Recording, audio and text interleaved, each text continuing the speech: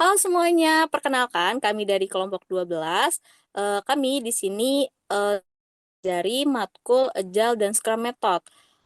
Di sini, di video kali ini, kami akan mengulas lebih dalam terkait materi Scrum Event, yaitu lebih spesifiknya Scrum Review dan Scrum Retrospective. Boleh di next? Anggota kelompok kami terdiri dari 3 orang, yaitu saya sendiri, Siti Nurlela, dan rekan saya, Yeni Hesti Ferawati Manurung, dan Siva Aulia Zahra. Boleh di next? Baik, sebelum kita lanjut ke materi intinya, kita kenalan dulu sama Scrum dan Sprint itu sebenarnya apa sih?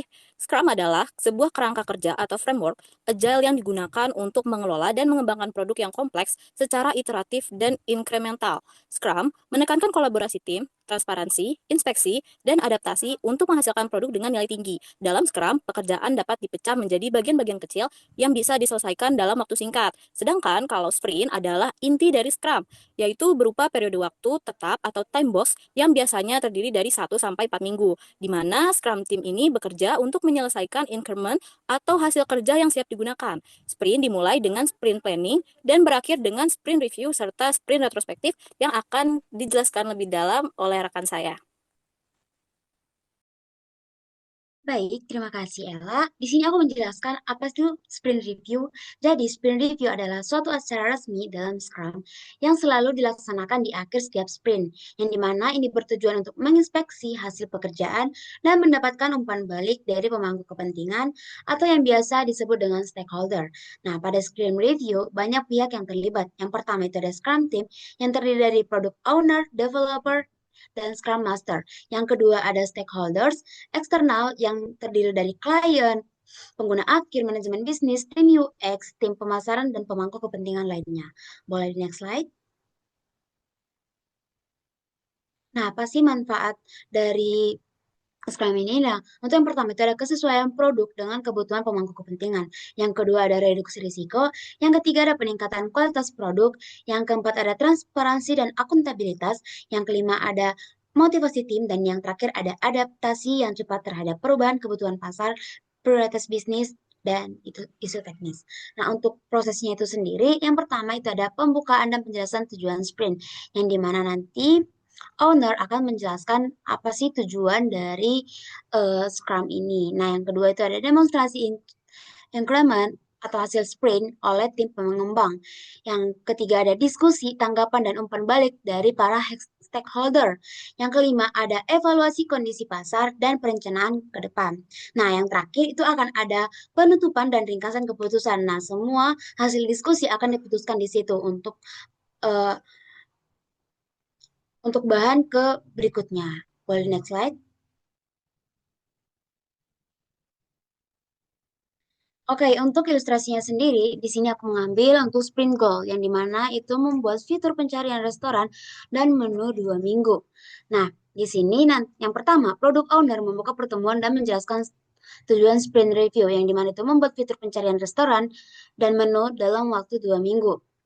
Nah, yang kedua itu ada tim pengembang mendemonstrasikan aplikasi di depan stakeholder, yang dimana itu menunjukkan fitur pencarian restoran berdasarkan lokasi pengguna dan menampilkan daftar menu dengan harga yang sudah terintegrasi. Yang ketiga, pemilik bisnis stakeholder menyarankan agar hasil pencarian menampilkan restoran terlebih dahulu.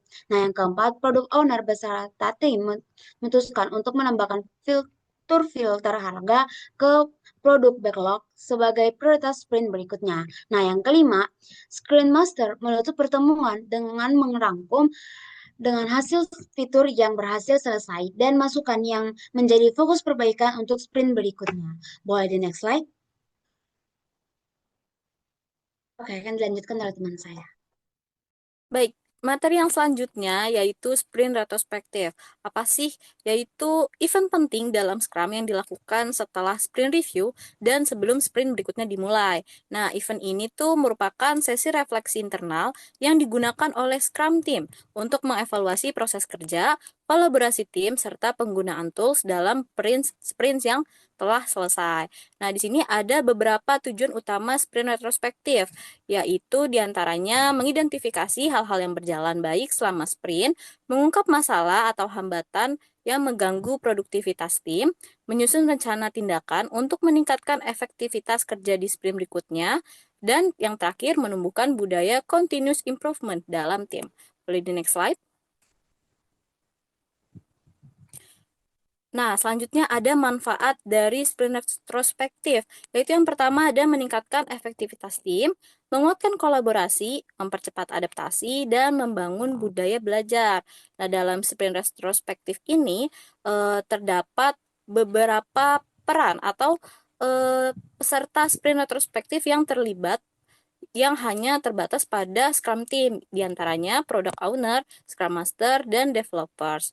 Kemudian untuk proses dari sprint retrospektif ini terdiri dari 4 langkah. Yang pertama, menciptakan suasana aman agar setiap anggota bebas menyampaikan pendapat tanpa rasa takut. Lalu yang kedua, mengumpulkan masukan tim. Di sini tim mencatat apa yang berjalan baik, yaitu bisa di-keep, apa yang berjalan tidak baik, yang termasuk problem, dan ide perbaikan atau action untuk sprint selanjutnya. Lalu yang ketiga ada diskusi mendalam, dikarenakan dalam sprint retrospektif ini, tim sama-sama membahas akar permasalahan dan prioritas perbaikan. Lalu yang terakhir, menyepakati tindakan yang nyata. Menentukan 1 sampai 2 items yang realistis untuk diterapkan pada sprint berikutnya. Boleh di next? Berikutnya ada contoh ilustrasi untuk sprint retrospektif, yaitu di mana sebuah tim Scrum sedang mengembangkan aplikasi e-commerce. Pada sprint ini, tim menemukan bahwa proses pengujian manual ternyata memakan waktu lama, sehingga beberapa fitur tidak sempat diuji dengan baik. Mereka juga menyadari bahwa komunikasi antar developer sudah berjalan baik melalui daily meeting. Nah, dari diskusi ini, tim sepakat untuk mencatat beberapa poin-poin yang bisa di-keep, problem dan juga action. Di mana yang di-keep itu yaitu melanjutkan daily scrum yang singkat dan juga fokus. Lalu yang problem terkait waktu testing yang memakan waktu lama.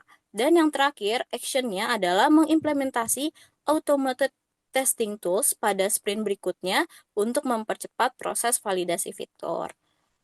Boleh selanjutnya akan dijelaskan oleh rekan saya. Baik, terima kasih Alan. Selanjutnya saya akan membahas tentang perbedaan dan juga hubungan sprint review dan juga sprint retrospektif. Yang pertama ada perbedaan utama jika sprint review itu fokus pada produk dan juga hasil kerjanya. Nah, review ini melibatkan stakeholder untuk memastikan produk ini sesuai nggak sih dengan kebutuhan kita, serta menyesuaikan backlog dengan prioritas bisnisnya. Kalau sprint retrospektif itu fokus pada proses kerja tim, hanya Scrum Team ini itu yang terlibat. Tujuannya itu refleksi internal untuk meningkatkan kolaborasi dan juga aktivitas dan kualitas kerja tim. Lalu ada juga nih persamaannya, yaitu sama-sama dilakukan di akhir sprint. Lalu sama-sama juga bertujuan untuk meningkatkan value. Hanya saja review itu meningkatkan value produk, kalau retrospektif itu meningkatkan value proses kerja. Lalu yang terakhir, keduanya ini bersifat adaptif, yaitu mendukung prinsip agile atau inspect dan juga adaptif. Jadi singkatnya, kalau sprint review itu tuh menjelaskan tentang hasil produknya. Kalau misalnya retrospektif itu menjelaskan tentang cara kerja timnya. Selanjutnya ada hubungan. Jika sprint review itu memastikan apa yang kita hasilkan itu benar-benar bermanfaat bagi stakeholder. Kalau sprint retrospektif itu memastikan bagaimana sih kita itu bekerja tetap efektif agar tim itu bisa konsisten untuk menghasilkan produk yang lebih bernilai. Jadi review tanpa retrospektif itu bisa membuat tim menghasilkan produk bagus tapi kelelahan atau tidak efisien. Nah, sebaliknya nih, kalau retrospektif itu tanpa review bisa membuat tim solid, tapi produknya itu tidak sesuai kepada kebutuhan stakeholder. Lalu ilustrasinya dalam pengembangan aplikasi e-commerce, Kalau di sprint review itu, tim mendemokan fitur pencarian restoran terdekat, dan stakeholder ini menyarankan tambahan filter harga. Lalu di sprint retrospective itu, tim internal menyadari testing manual memakan waktu lama, lalu sepakat mengimplementasikan automated testing agar sprint berikutnya lebih cepat. Jadi, bisa disimpulkan kalau review itu menjawab pertanyaan apa sih yang akan kita hasilkan jika retrospective itu menjawab bagaimana ya cara kita bekerja. Dua-duanya ini sama-sama mendukung prinsip Agile, yaitu terus beradaptasi dan juga terus berkembang. Sekian dari kami.